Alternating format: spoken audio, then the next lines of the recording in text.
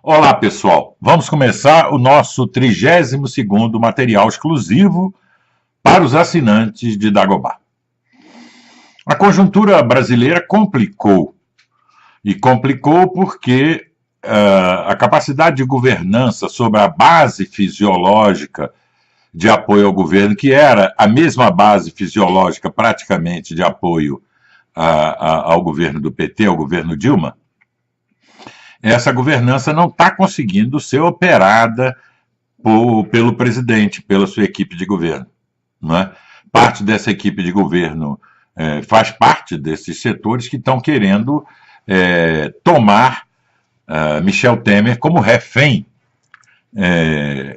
E a situação é simples, é uma questão de sobrevivência, não é?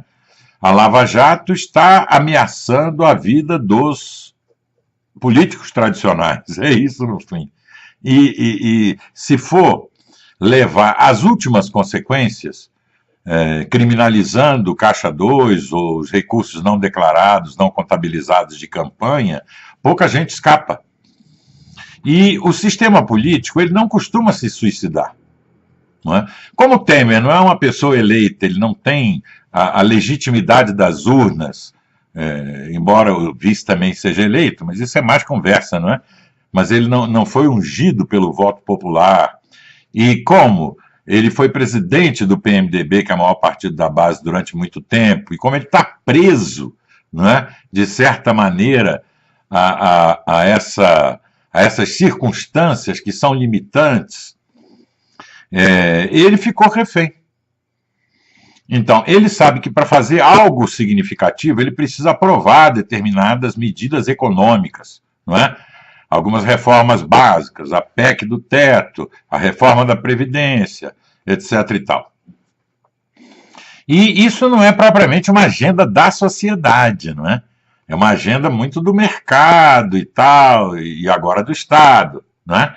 A sociedade que se sublevou em 2015 e 2016, ela quer o fim, ela queria o fim do governo do PT, conseguiu, agora quer o fim da corrupção.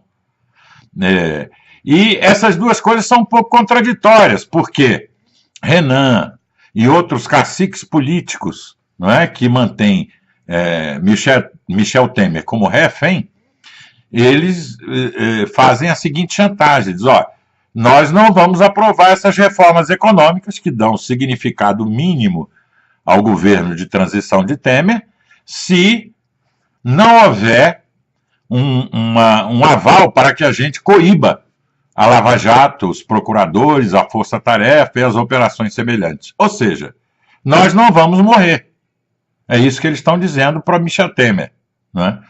E é claro que aí é muita patifaria no meio, porque há uma confusão instrumental entre quem pegou dinheiro para fazer uma campanha e não perguntou se o recurso era lícito ou ilícito, porque ninguém pergunta, nenhum candidato pergunta, a uma empreiteira, a um banco, né?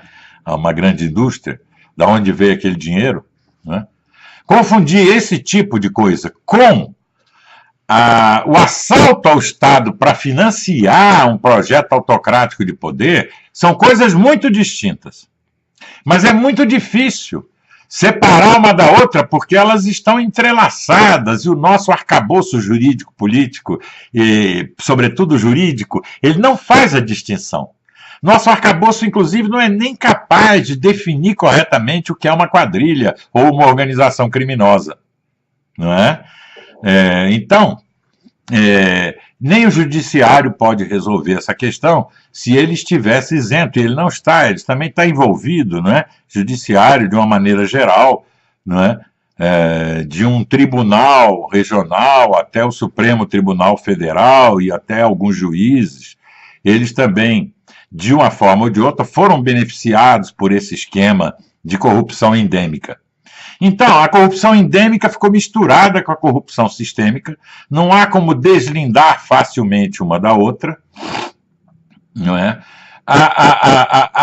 O nosso arcabouço legal não dá instrumentos suficientes para o Ministério Público, o Judiciário e a Polícia Federal fazerem essa distinção, não tem como fazer essa distinção, tudo é crime. Não é? Como é que você vai punir um crime e não punir outro crime?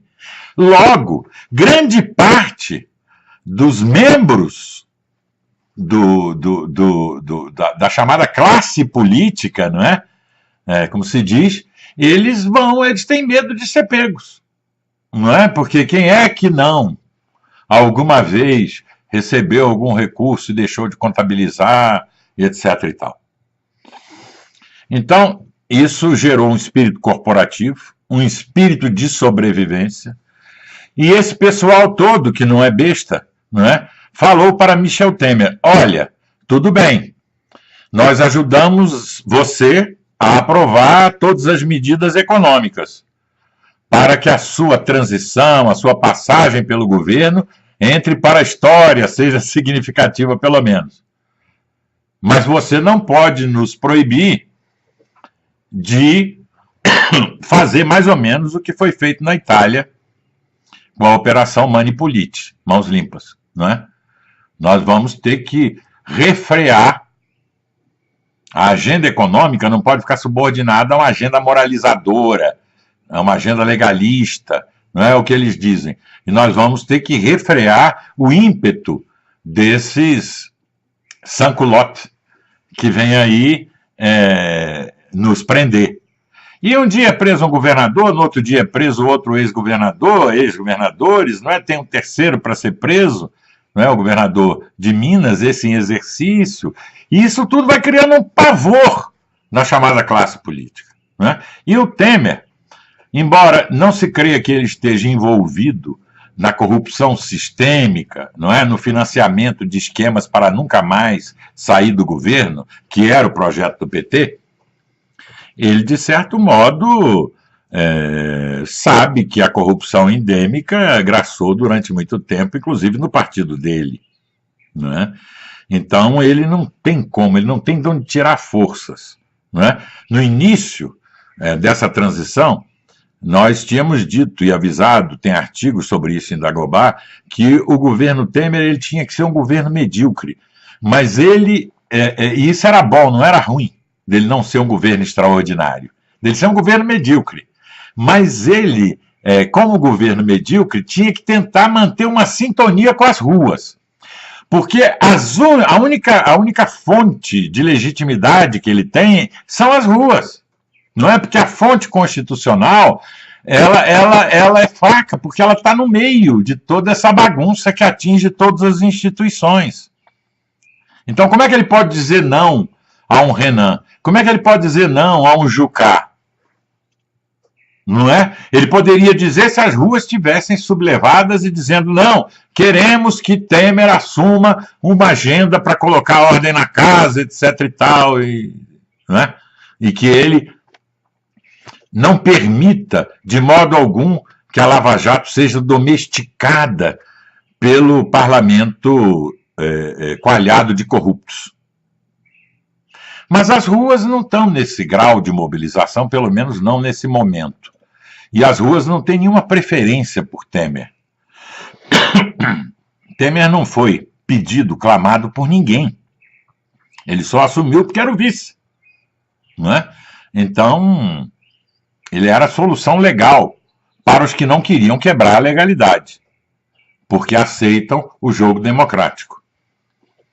Então, agora é ver se as ruas vão falar de novo. Se elas não falarem, o que vai acontecer é que o governo Temer vai se esboroar, vai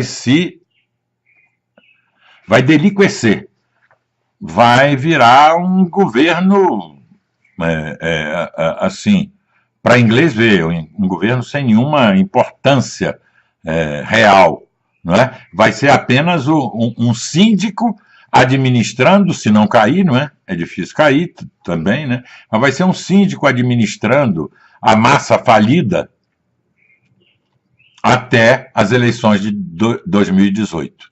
Isso é muito ruim, porque cria um clima para o surgimento de todo tipo de aventureiro, não é?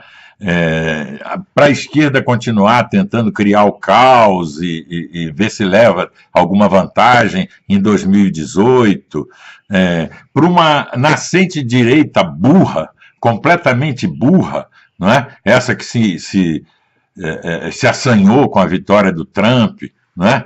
Em começar a invadir as instituições, como fizeram ontem com a Câmara dos Deputados, pedindo intervenção militar e outras bobagens, alimentados por pessoas pérfidas, né, sórdidas, né, como Olavo de Carvalho, Jair Bolsonaro e outros, né, que querem surfar numa onda de lama, de fezes, né? Então, a situação é delicadíssima, não é? E alguns grupos que convocavam manifestações, que nunca foram responsáveis, na verdade, pelos verdadeiros enxameamentos que ocorreram em 2015 e em março de 2016, estão um pouco confusos, não é? O MBL, por exemplo, lançou candidaturas a vereadores, né? Como se o sistema pudesse ser preservado e modificado, assim, por uma invasão, uma microinvasão de pequenos bárbaros, não é? Aqui e acolá, elegendo, sei lá, uma dúzia de pessoas. Não tem importância nenhuma. A crise do sistema representativo é profunda. Esse sistema não vai ser consertado por dentro, nem aqui, nem nos Estados Unidos, nem em lugar nenhum, não é? Então, era preciso que o establishment percebesse isso e começasse a dar passos em relação a uma renovação dos mecanismos, dos procedimentos democráticos. Coisa que ele não fará, porque quase todo ele está contaminado por práticas patrimonialistas, fisiológicas, corruptas, não é? Quando não, bandidas mesmo, né? Então, é uma situação difícil. Os grupos que convocavam manifestações, com raras exceções, têm dificuldade de ler a conjuntura, não é? De ler o período histórico que nós estamos vivendo, não é? São influenciados também por um pensamento conservador, né? Influenciados em parte por Reinaldo Azevedo, né? Que acha que basta a gente cumprir as leis que vai tudo bem, né? Isso é uma tolice que não tem tamanho. Se fosse assim, nós ainda estaríamos no século XVII, né? Quando os modernos reinventaram a democracia, né?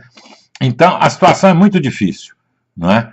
E é claro que sempre nós podemos ter aí uma indignação popular que acaba se traduzindo novamente em grandes manifestações sociais. Mas se essas manifestações não acontecerem, e esse parece ser um veredito definitivo, se essas manifestações não acontecerem, Temer está condenado a ser um administrador da massa falida até 2018. O clima de convulsão social e de degeneração vai se aprofundar, não é? E as coisas não vão melhorar, elas vão piorar. Até a próxima semana e um grande abraço.